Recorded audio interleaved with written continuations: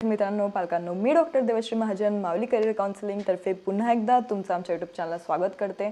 आणि उगाच आता नीटच्या पेपरला दोष देऊन किंवा नीटच्या रिझल्टला दोष देऊन फायदा नाही आहे. तर तुम्हाला आता पुढच्या स्टेपसाठी प्रिपेअर व्हायचं आहे. म्हणजे काय, तर आपल्याला आता पुढच्या काउन्सिलिंगसाठी प्लॅन करायचं आहे की आपण एक्झॅक्टली कशी काउन्सिलिंग करणार आहोत आणि आपण आता पुढे कोणता कोर्ससाठी अप्लाय करणार आहोत. कारण आता तुमचं हे फिक्स राहणं गरजेचं आहे. कारण स्टार्टिंगला काय होतं, जेव्हा फर्स्ट राऊंड होतो तेव्हाच खूप कमी कट ऑफ असतो आणि तेव्हा आपल्या नंबर लागायची शक्यता जास्त असते. आता मोस्टली स्टुडंट्स काय करतात की आधी MBBS प्रेफर करतात, मग महाराष्ट्रामध्ये तर मोस्टली BMS प्रेफर करतात आणि मग BDS आणि मग BHMS असं आपलं प्रेफरन्स लिस्ट राहते. आता इट डिपेंड्स की तुम्हाला आधी BDS पाहिजे की BMS पाहिजे, कारण सर्वांचा कल जो आहे तो वेगवेगळा असतो, सर्वांचे इंटरेस्ट वेगळे असतात. तर तुमच्या अकॉर्डिंग तुम्ही डिसाईड करू शकतात की तुम्हाला एक्झॅक्टली कोणत्या कोर्ससाठी अप्लाय करायचं आहे आफ्टर MBBS. तर आता गोष्ट राहिली की तुम्हाला जर कोणतीच कोर्स दुसरा करायचा नाही आहे, तुम्हाला फक्त MBBSवर फोकस करायचं आहे, तर आता आपल्या हातात काय ऑप्शन आहे की जर आपल्याला दुसरे कोर्स करायचेच नाही आणि आपल्याला MBBSवरच फोकस करायचं असेल तर तुमच्या हातात एक ऑप्शन आहे, ते म्हणजे प्रायव्हेट MBBS कॉलेजला अप्रोच करायचं किंवा प्रायव्हेट MBBS कॉलेजकडे वळायचं. कारण गव्हर्नमेंट MBBS कॉलेज जर आपल्या कट ऑफमध्ये बसत नसेल, आपले मार्क्स तेवढे नसतील की आपल्याला गव्हर्नमेंट भेटेल, तर आपल्याला दुसरं ऑप्शन म्हणजे प्रायव्हेट असतं. किंवा तुम्हाला जर अजून थोडा कमी बजेट पाहिजे तर तुम्ही ॲब्रॉड MBBSसाठी पण अप्लाय करू शकतात. फॉरेन MBBSसाठी तुम्ही डीम्ड युनिव्हर्सिटीजला अप्लाय करू शकतात. इन केस जर तुमचे मार्क्स खूप जास्त कमी असतील, तुमचं बजेट हाय असेल आणि तुम्हाला जर आपल्या इंडियामध्येच महाराष्ट्रामध्ये ॲडमिशन घ्यायची असेल तर. पण एक लक्षात घ्या, डीम कॉलेजचा कट ऑफ कमी असल्यामुळे तिथली फीस खूप जास्त असते. म्हणजे पर इयर तुम्हाला 25 लाख अराउंड लागून जातात. तर मोस्टली आपल्या महाराष्ट्रामध्ये किंवा आपल्या आजूबाजूला हीच चर्चा पसरलेली असते की जर तुम्हाला MBBS करायचं आहे तर तुम्हाला फीस खूप जास्त लागते. तुम्हाला अराउंड 1 to 1.5 CR पर्यंत पैसे लागून जातात. तर आपण त्या गोष्टीपर्यंत विचारच करत नाही आणि आपण तिथपर्यंत जातच नाही being a middle class person. मी तुम्हाला ऑप्शन सांगणार आहे की तुम्हाला कमी फीजमध्ये कमी बजेटमध्ये पण कसं MBBS करता येईल प्रायव्हेट कॉलेजमध्ये. आजचा व्हिडिओ आपला त्याच विषयी राहणार आहे की प्रायव्हेट मेडिकल कॉलेजेसच्या लो कट ऑफवाले कॉलेजेसची फीस किती आहे. मी ऑलरेडी कट ऑफचा व्हिडिओ बनवलेला आहे, आधी तो माझ्या यूट्यूब चॅनलला पोस्ट केलेला आहे, तुम्ही ते बघू शकता. त्यात गव्हर्नमेंट कॉलेजेससुद्धा आहे आणि प्रायव्हेट कॉलेजेससुद्धा आहे. आता मी गव्हर्नमेंट कॉलेजची फी स्ट्रक्चर का सांगत नाही आहे, कारण त्यांचं एक मेन जे ऑलरेडी बनवलेलं फी स्ट्रक्चर असतं ते सर्व कॉलेजेससाठी ऑलमोस्ट सेम असतं. फक्त त्यात काय चेंज होतात तर अराउंड डेव्हलपमेंट फीस चेंज होते, हॉस्टेल मेसची फीस चेंज होते, पण मोस्टली जे ट्युशन फीज आहे ते सर्वांची सेमच असते. फक्त थोडाफार डिफरन्स तिथं आपल्याला दिसत असतो. तर तुम्ही जर आमच्याकडे काउन्सिलिंग घेतली, तुमच्याकडे हे सर्व डॉक्युमेंट्स भेटतात. तुम्हाला प्रायव्हेट मेडिकल कॉलेजसाठी पण तुमच्या रिझर्वेशन अकॉर्डिंग, तुमच्या कॅटेगरी अकॉर्डिंग तुम्हाला फी स्ट्रक्चर भेटत असतं, ज्यात डेव्हलपमेंट फीज वगैरे पण तुम्हाला दिली गेलेली असते. त्यात आम्ही सर्व फी स्ट्रक्चर तुम्हाला काढून देतो. तुम्हाला स्वतःहून काहीच करायची गरज नाही आहे. आम्ही तुम्हाला प्रेफरन्स देतो ॲज पर युअर प्रेफरन्स. तर तुम्हाला स्वतःहून काहीच टेन्शन घ्यायची गरज नसते. मला बेस्ट कॉलेज मिळून देण्याची सर्व जी जबाबदारी असते ती आमची असते जर तुम्ही आमच्याकडे काउन्सिलिंग घेतली तर. आता जे खूप सारे काउन्सिलर्स आहेत ते खूप जास्त फीस तुमच्याकडनं चार्ज करतील. ते अराउंड लाखोंमध्ये तुमच्याकडनं डिपॉझिटसुद्धा घेतील. पण अशा ठिकाणी फसवणूक करून घेऊ नका. कारण आता आपण फ्लोमध्ये करून घेतो, पण नंतर आपल्याला त्या गोष्टीचं खूप रिग्रेट होतं. कारण ना आपल्याला सीट भेटत, ना आपल्याला आपले पैसे परत भेटत.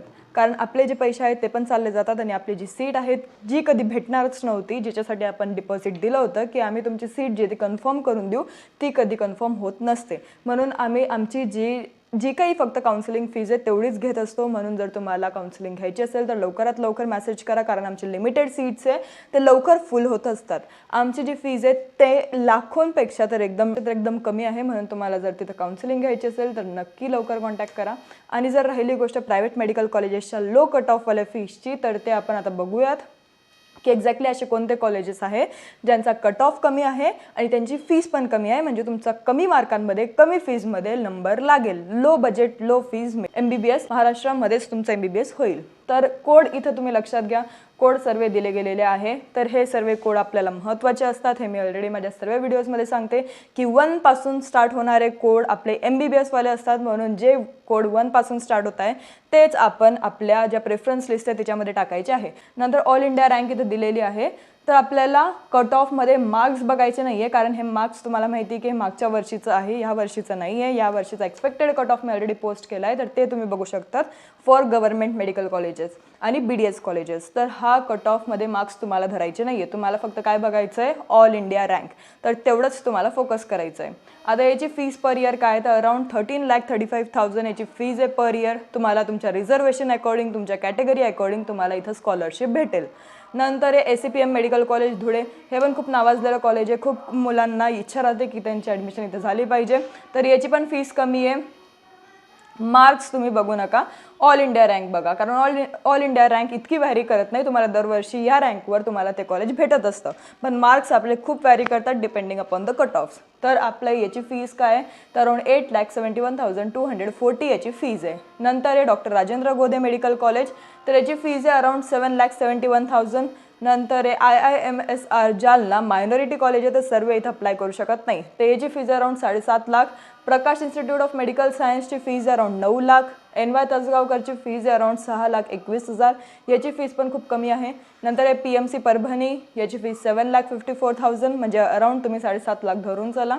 नंतर आहे सुमती सखुबाई नारायणराव कटकडे मेडिकल कॉलेज कोपरगावचं अराउंड 8.5 लाख. नंतर SSPM medical college Sindhudurg 8,14,000. Vedanta medical college Palghar. हे कॉलेजमध्ये आपल्याला स्कॉलरशिप भेटत नाही, रिझर्वेशन अकॉर्डिंग आपल्याला कोणतंच स्कॉलरशिप किंवा कोणतंच फीज जे ते कमी करून भेटत नाही. जेवढी आपली फीज आहे तेवढीच त्यांना आपल्याला द्यावी लागते. म्हणजे तुम्हाला किती द्यावी लागणार आहे, तर अराउंड 15.5 लाख पर इयर तुम्हाला फीज द्यावी लागणार आहे. हे जे आपण फीज डिस्कस केले ते सर्व पर इयर होते, हे पूर्ण 5.5 वर्षांची नाही आहे. तुम्हाला एक वर्षाला इतकी फीज भरावं लागणार आहे, तर हे लक्षात घ्या. नंतर वेदांता मेडिकल पालघर, याचं कट ऑफ म्हणूनच इतका पडलेला आहे, 13 लाखपर्यंत याची ऑल इंडिया रँक गेली आहे, कारण इथं आपल्याला स्कॉलरशिप भेटत नाही, आपल्याला 15.5 लाखच द्यावे लागतात, म्हणून याचं कट ऑफ कमी आहे. फीज वगैरेची इन्क्वायरी करण्यासाठी तुम्हाला काय मेसेज करायचा आहे व्हॉट्सअपला, तर तुमचा एक्सपेक्टेड स्कोर, तुमची कॅटेगरी, तुम्ही कुठले आहे, तुमचं लोकेशन ते, आणि तुम्हाला कोणत्या स्टेटमध्ये कोणता कोर्ससाठी अप्लाय करायचं आहे ते नक्की कळवा. कारण आम्ही 4 स्टेटची काउन्सिलिंग करतो, महाराष्ट्र, गुजरात, कर्नाटक आणि MP. कर्नाटक आणि MP ओपन स्टेट आहे, महाराष्ट्र गुजरात क्लोज स्टेट आहे. तुम्हाला क्लोज स्टेटमध्ये ॲडमिशन घेण्यासाठी तुमचं डोमेसाईल लागतं. हे सर्व सोडून तुम्हाला अजून काही डाऊट असेल किंवा तुम्हाला वाटते की या अशा टॉपिक्सवर पण व्हिडिओ बनवला पाहिजे, तर ते पण नक्की कळवा. मी फ्लोचार्ट ऑलरेडी तुम्हाला एक्सप्लेन केलेला आहे की काउन्सिलिंग कशी चालते. तुम्ही स्वतः पण काउन्सिलिंग करू शकतात, पण माझं म्हणणं राहील की तुम्ही एक वेल नोन काउन्सिलरकडनंच काउन्सिलिंग केली पाहिजे. आपण हे जे सर्व पैसे ते ऑलरेडी मोठ्या मोठ्या इन्स्टिट्यूट्समध्ये घालवलेच आहे, त्याच्या आपल्याला आउटकम भेटत आहे. तर अजून थोडे पैशांकडे बघू नका, कारण हा जो पिरियड आहे 6 महिन्यांचा, हा तुमच्यासाठी महत्त्वाचा आहे. जर तुम्ही प्रॉपर काउन्सिलिंग केली तर तुम्हाला सीट भेटेल याची गॅरंटी आम्ही देऊ. जर तुम्हाला एलिजिबिलिटी मार्क्ससुद्धा असतील आणि तुम्हाला जर कोणता तरी कोर्स पाहिजे, तर आम्ही तुम्हाला नक्की एखादं कॉलेज अलॉट करून देऊ, त्याचं तुम्ही टेन्शन घेऊ नका. आता आम्ही सर्व जे कॉलेजेस आहेत ते स्वतःहून बघून आलेलो आहेत. आमच्या टीमसोबत जाऊन आम्ही सर्व कॉलेजेसची तपासणी करून आलो आहे की कोणतं कॉलेज कसं आहे, ते आपल्या मुलांसाठी योग्य आहे का, हे पण बघून आलो आहे. तर तुम्हाला जर आमच्याकडे काउन्सिलिंग द्यायची आहे, तर आम्ही तुम्हाला प्रॉपर कॉलेजबद्दल सर्व नीट सांगू की आम्हाला हे कॉलेज कसं वाटलं आहे. तर दॅट डिपेंड्स ऑन यू की तुम्हाला ते कॉलेज घ्यायचं आहे का नाही. पण आमचं पूर्ण योगदान हेच राहील की तुम्हाला ते कॉलेज नको भेटावं. तर आम्ही काउन्सिलिंग पण ह्या प्रकारे करतो की कोणतं कॉलेज कसं आहे ते डिपेंड करतं. नंतर राहिली गोष्ट फीजची, तर काउन्सिलिंग फीजमध्ये मला नाही वाटत तुम्ही इतकं बघितलं पाहिजे, कारण तुम्ही ऑलरेडी लाखो भरून सोडलेत. आणि नंतर खूप लोक 3-3, 4-4 लाख पण डिपॉझिट देऊन येतात कॉलेजेसला, तिथं सीट कन्फर्म करायला एवढे पैसे देऊन येतात. तर मला नाही वाटत तुम्ही एवढ्या हजारोंकडे बघितलं पाहिजे. तुम्ही काउन्सिलिंग जर लिगली करताय, प्रॉपरली करताय, तर तुम्हाला कोणतीच टेन्शन घेण्याची गरज नाही आहे. पण जर तुम्ही इलिगली डायरेक्ट सीट कन्फर्म करायला चाललेत, तर तुम्हाला शेवटपर्यंत टेन्शन घ्यावं लागेल जोपर्यंत तुमची सीट कन्फर्म होत नाही. म्हणून एक प्रॉपर लिगल वेने जा, उगाच इकडं तिकडं फसू नका. तुम्हाला खूप कॉल्स येतील की आम्ही तुमचा इकडं नंबर लावून देऊ, तिकडं नंबर लावून देऊ.